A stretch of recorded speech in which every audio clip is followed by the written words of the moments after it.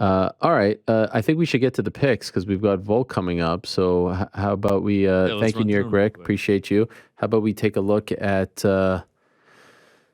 how you did, Mr. GC? Take it Here we away. go. The Dustin Jacoby knockout. Great way to start the bets. Jack Shore, Misha Tate, we get a bad run.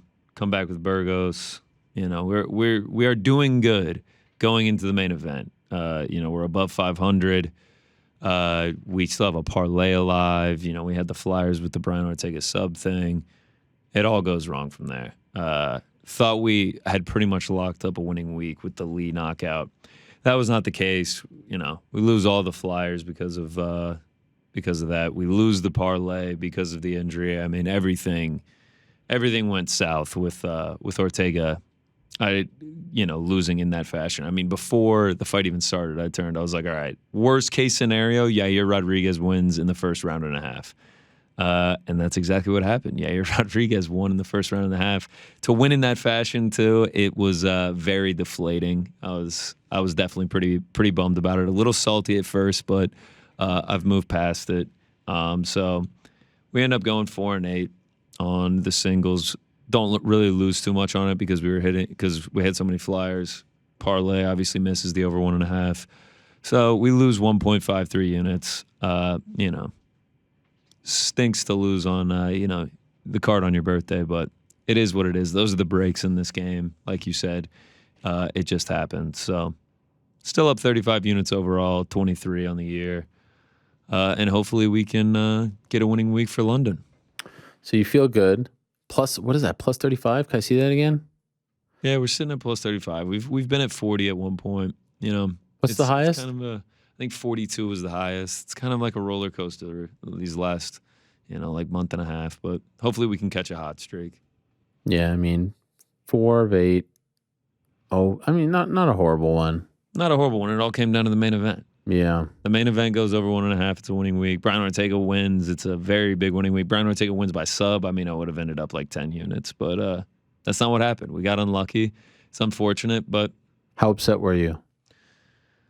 I was more so just bummed. I was like so hyped going into the main event. I was just like, all right, we get over 1.5. It's a winning week. Ortega wins. It's real good. Ortega wins by sub. Y'all are going to see me going bananas. And I was on the edge of my seat. I was all hyped up.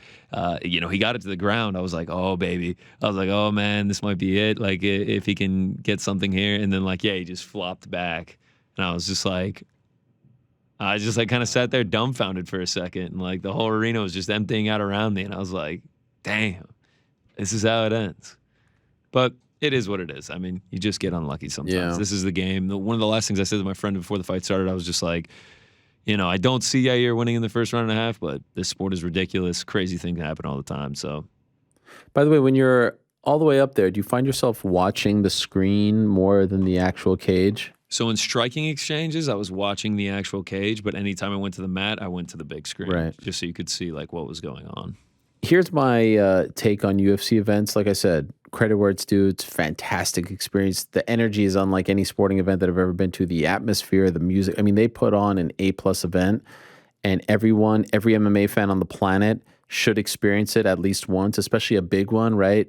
At a T-Mobile, an MSG, something like that.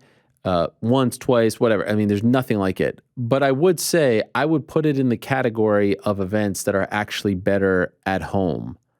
After you've been to a few. Oh, like the viewing experience. The viewing experience is actually no question. Right? There's no question. Especially with the commentary, the replays, all that stuff. The in-ring, the in-between round chatter that you get sometimes. You know what I mean? All that stuff. And you get the live stats, you get everything like that. You can get a gauge. The Lee knockout, I thought it was super sick in person, but rewatching it and being when he hurt him and they're going crazy and Anik's oh, Lee is just stalking his prey now, and then he knocks him out and then they all go crazy. It makes it so much cooler. The Schnell, Sue, Madarji round 2, how crazy DC and all of them were going. John Anik's and here they go back and forth. I think the TV does it's one of the best at-home viewing experiences as opposed to being live. Yeah. Again, this is not me throwing shade. I think everyone should experience it, but it's just you miss out on a lot, I think, when you're there live. I put it I think football is way better at home than it is in person. Depending on your seat, yeah. I think hockey is way better in person than it is at home. No doubt. I Baseball think too. baseball, yes, but there's something magical about just being there and like the whole No, that's what environment. I'm saying. Being there. in Being my there, opinion, is yeah. better. Although you can actually see more at home. That's the weird one about baseball, right? Like you could see the strike zone, you could see the pitches. I think more. Basketball, I feel like is the only one that's tremendous both at home. Like you get the right. Don't you think that basketball is the one? It's a very similar viewing experience. Right. Yeah. Yeah. I may have lost though. Please. One of the crazier weeks of big hitters that we've had. If you did not make the show, I'm terribly sorry because there were so many that I had to go through. The big hit of the week, Bon Rips. He's like a trading card person. 11-leg parlay. The last 11 fights on the card, he turns $2 into 3,114 by hitting a plus 155,617 parlay. I think that is the biggest parlay we've had in the big hitter history. Wow. Got the last 11 fights right. That is insane. How many fights total were on the card? 12. So the only one he didn't do was the first one. I mean, he didn't do it or he got it wrong? He just didn't have it on the ticket. I mean, he had Yair as a dog, Schnell as a dog, Ricky Simone as a dog, Lee as a dog, Jacoby as a dog, Lauren Murphy as a dog. Like half the ticket was dogs. Wow. Crazy. So yeah, shout out to him. Turns pocket change into a few months' rent. That is pretty good. Well, let's keep it moving. Michael B. Gamblin, 8 legs plus 25,549 turns $8 into $2,000. Another one where he just picks 8 fights, a lot of dogs on it. I mean, unbelievable. And then Anthony Olvera, 5-leg, plus 11,637. He turns $1.40 into 163. I mean, we had 3 people hit a plus 10,000 or more parlay. It's crazy. I got a couple more I have to shout out. Please. Grateful dude. He hits Matt Schnell's submission round 2 plus 3,300. Then he hits a Stolfus decision, Schnell submission, parlayed at plus 3,100. He turned $63 into over $2,000 as well. And then last but not least, Kyle T. Kendall, Lemos sub round 2, Lemos sub, Schnell sub round 2. Those are just like the tip of the iceberg. He sent me like 100 tickets. He turned $3,200 into $15,000. Unbelievable night. And then we had the worst beat in big hitter history, Merle Sweatshirt. He had a plus 567,958 5-leg parlay, $1 to win 5,600 going into the main event. But the last leg was Brian Ortega by KO TKO. Oh, man. I mean, just unfortunate stuff there. Imagine if it had been flipped. Imagine if it had been, Brian Ortega winning by KO TKO. He would have won $5,600. It would have been unbelievable. And then last but not least, the Draft King, Anderson Bren. Wow. This is new. Yeah. Thought I'd do a little picture. He sent me his picture, so, That's nice of him. Shout out to Anderson Bren. Sitting on a pile of money.